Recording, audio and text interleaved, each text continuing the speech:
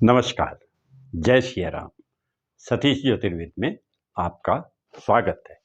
आज हम चर्चा करेंगे कि मेष लग्न की कुंडली में एकादश भाव में स्थित मंगल जातक को क्या फल प्रदान करेगा। हम जानते हैं कि नैसर्गिक रूप से जो मंगल है वो एक क्रूर ग्रह है, और लेकिन मेष लग्न की कुंडली में लग्नेश होने के कारण ये एक शुभ ग्रह के अंतर्गत आता है, कारक ग्रह के अंतर्गत आता है, योग कारक ग्रह के अंतर्गत इसको माना जाता है। हालांकि इस मंगल में लग्नेश होने की वजह से पॉजिटिव एनर्जी होती है, और लेकिन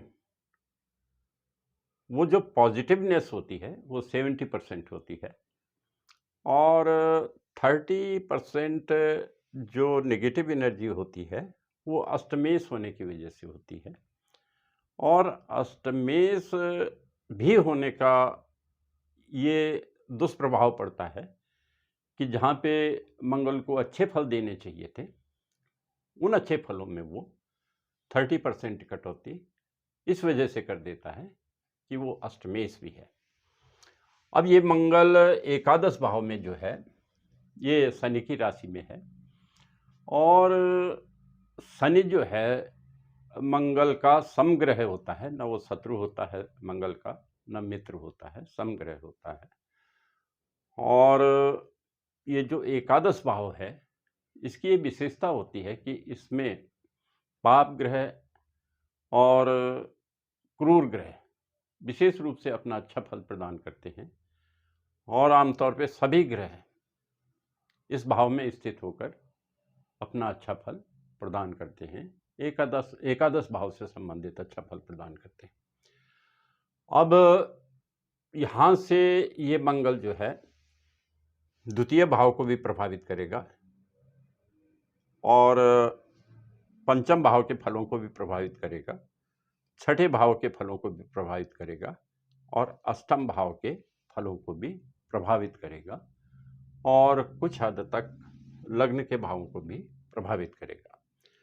एकादश भाव में ये जो मंगल है ये जातक की आमदनी को बढ़ाने का प्रयास करेगा, बढ़ाएगा भी, लेकिन उस वृद्धि में 30% रुकावट इस वजह से आ जाएगी कि ये मंगल अष्टमेश भी है, और आय में जो रुकावट होगी उसका कारण एक ये भी होगा कि मेष लग्न की कुंडली में जो एकादश भाव होता है वो बाधक भाव होता है, और शनि बाधकेश होता है, इसलिए आय में कुछ रुकावटें आती रहेंगी। इसके बावजूद ये जातक अपनी आमदनी बढ़ाने के लिए विशेष परिश्रम करेगा और आय को बढ़ाएगा।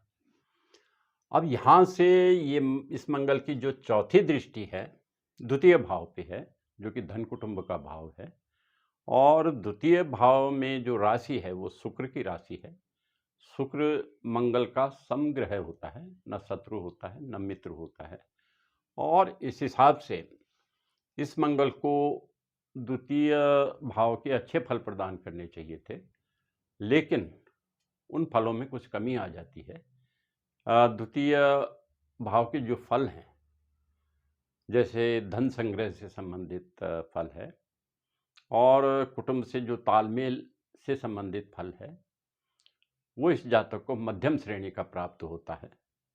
वो उच्च श्रेणी का इसलिए नहीं प्राप्त हो पाता क्योंकि ये मंगल अष्टमेश भी है, और इसके कारण द्वितीय भाव के त्रुटिपूर्ण फल इस जातक को प्राप्त होते हैं। इस मंगल की सातवीं दृष्टि पंचम भाव में है, और पंचम भाव जो है वो संतान से संबंधित होता है, विद्या बुद्धि से संबंधित होता है, वाणी से संबंधित होता है, और पंचम भाव के इन फलों को ये जातक मध्यम श्रेणी का प्रदान करेगा। यानी विद्या जो होगी कुछ त्रुटिपूर्ण होगी, और संतान का जो सुख है वो भी कुछ त्रुटिपूर्ण होगा, और थोड़ा उसकी वाणी में कर्कशता हो सकती है। और ये सभी प्रभाव जो होंगे, ऐसा फल ये मंगल इसलिए देगा क्योंकि ये मंगल अष्टमेश भी है। यद्यपि पांचवें भाव में जो राशि है वो सूर्य की राशि है और सूर्य मंगल का मित्र होता है। इस दृष्टि से तो इस मंगल को पंचम भाव के अच्छे फल देने चाहिए थे, लेकिन ये मध्यम श्रेणी के फल प्रदान करता है पंचम भाव के अष्टमेश होने की वजह से। इस मंगल की जो आठवीं दृष्टि है वो छठे भाव में है और कन्या राशि में है। क्योंकि मंगल एक क्रूर ग्रह है और शत्रु भाव पे उसकी दृष्टि पड़ रही है, इसलिए इस जातक का जो प्रभाव है वो अपने शत्रुओं पर बहुत अच्छा रहेगा और ये जातक काफ़ी साहसी होगा।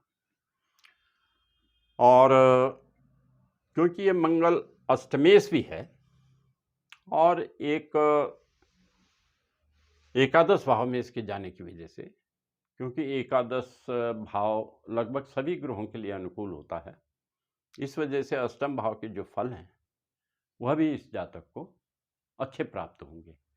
अष्टम भाव जो होता है वो आयु से संबंधित होता है और पुरातात्विक जो लाभ होता है, यानी वसीयत वगैरह से जो धन की प्राप्ति होती है, उससे भी ये संबंधित भाव होता है।